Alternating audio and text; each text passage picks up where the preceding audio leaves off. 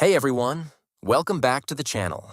Today we're taking a closer look at the Super Diamond Mudseal, a product that claims to be the ultimate solution for repairing wall holes, especially those left behind by air conditioning installations. It's marketed as a waterproof mastic that acts like both a sealant and a putty, and it comes in a white color that's supposed to blend easily with most walls.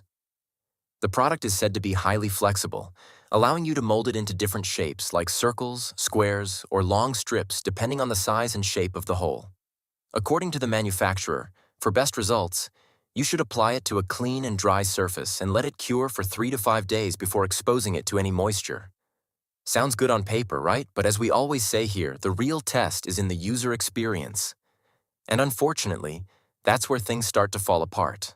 There are very few genuine reviews available, but the ones that exist aren't exactly glowing. Some users who bought the product after seeing viral ads said it never dried, even after waiting the full 5 days. One even joked that bubblegum would have done a better job. That's a pretty harsh review, and it suggests this product may not deliver on its promises. Another issue is the warning against using it on wet or damp surfaces. That's kind of odd for something claiming to be waterproof. If your wall has moisture or if you live in a humid area, this product might not work at all, making it pretty unreliable for real-world use. Then there's the confusion around its dual purpose. It claims to be both a sealant and a putty, but there's a risk that it won't perform well in either role.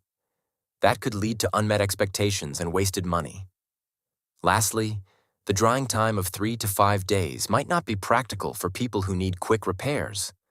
Most people want results fast, especially when dealing with home damage, and waiting nearly a week just isn't realistic. So, is the Super Diamond Mudseal legit or a scam? Well, it may not be a total scam, but it definitely falls short.